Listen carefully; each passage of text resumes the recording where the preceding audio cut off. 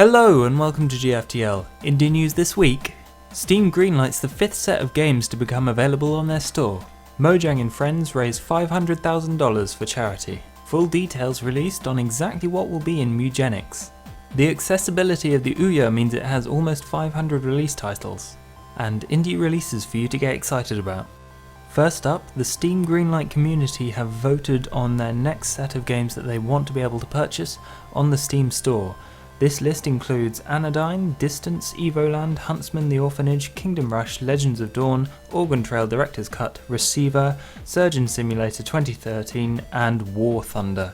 Of the ones that I've been able to get my hands on to play, I can tell you that Anodyne is an amazing adventure. It's definitely worth people's time. Organ Trail is a really fun and short form game that can keep you coming back each time because it's not always the same, very much in the same way that Oregon Trail was.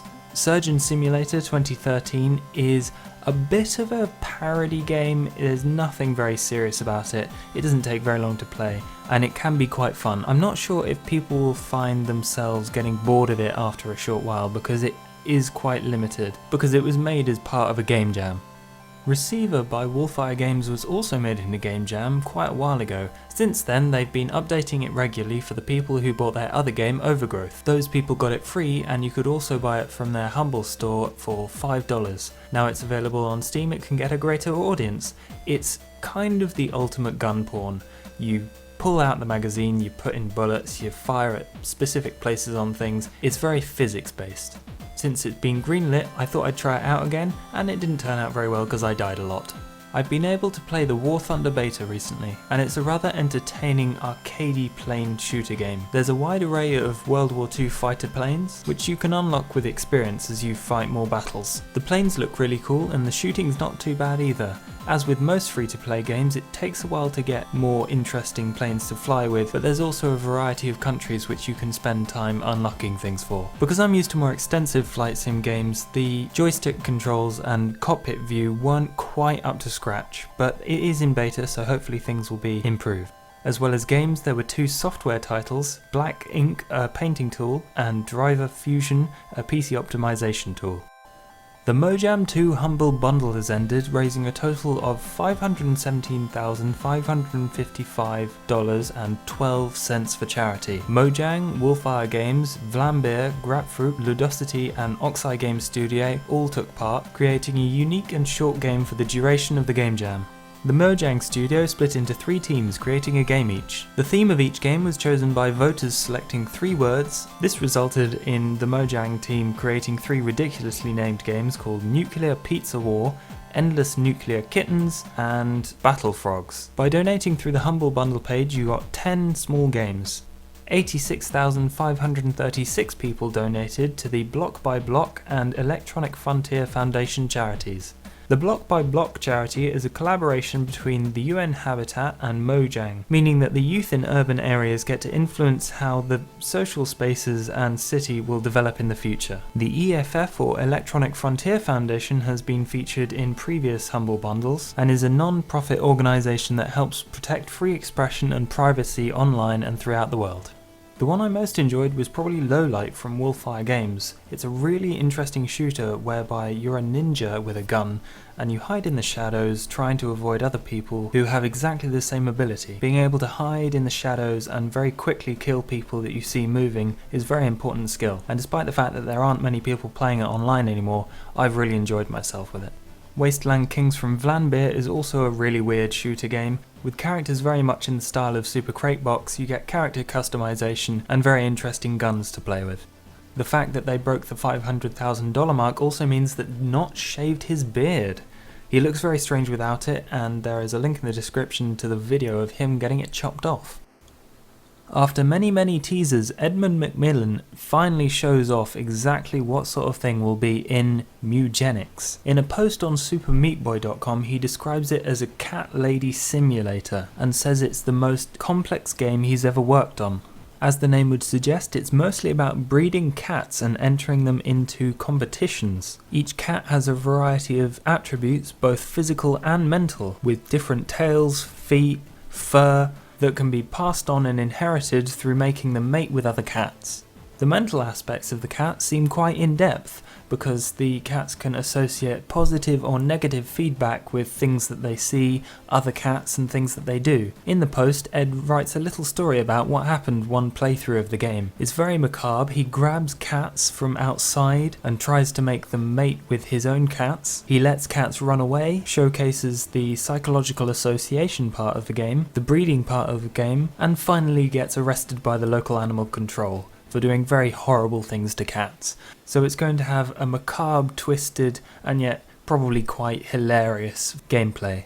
I suggest reading the full story and the full post because it's very informative and gives you a really good idea of what the game is going to be like. If you've played any of Ed McMillan's previous games, you'll know that he has kind of a black sense of humour, and his gameplay story is very much in that vein. He doesn't have any projected release date yet, but he says he'll be releasing on Steam, iOS and Android, possibly other systems as well. So I'm really looking forward to this one. Keep a close eye on it, and on to the next item. An OUYA community forum post has listed almost 500 games that will be available to it after its release. All of them will be free to play in some form, whether that is a demo or the full game.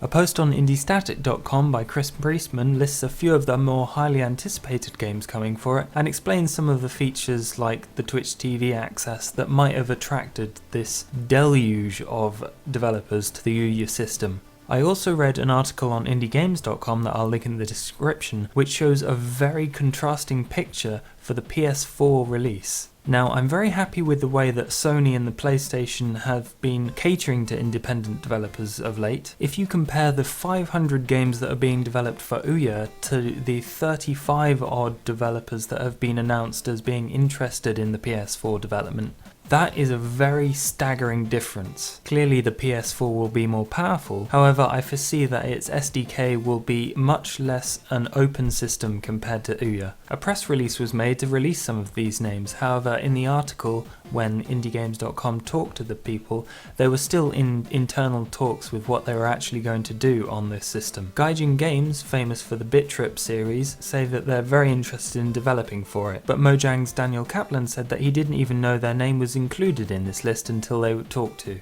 Hopefully there will be extensive support for all kinds of developers for this new system. I'm very excited to see what kind of opportunities it will bring up. But for less established names in the game industry, I see that OUYA will be the place to put out your game.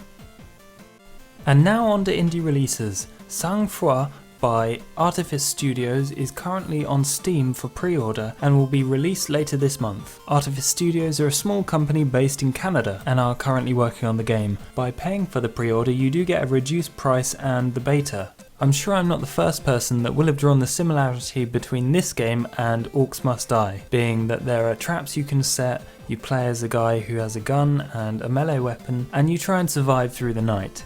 In between each night there is a story section and character customization. The story of the game was co-written by a best-selling Canadian author called Brian Perrault. After being greenlit, this game seems to have everything going for it. I'm very interested in the gameplay style and the music, which seems to have a violin-led jaunty tune sound to it.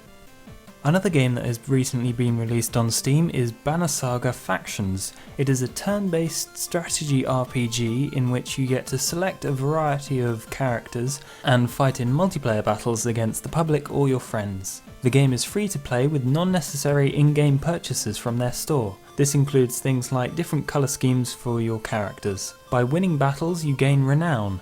This allows you to recruit more characters, level up others, and purchase things. One of the more interesting parts of the game is that each time you level up a character you get to change their innate special ability, depending on what class they were originally. This allows you to play off different special abilities against your friends in battle. There are also leagues in which you can compete, however I've been playing it just with my friends and really enjoying it, so hopefully you will too. So that's it for this week. As always, thank you very much for watching, and hopefully you will take a good look at all of the things that I've mentioned in the show. If there's anything you think I should know about things going on in the indie community, or even if you just want to talk to me, contact me by either Twitter or email. Once again, thanks for watching, and goodbye!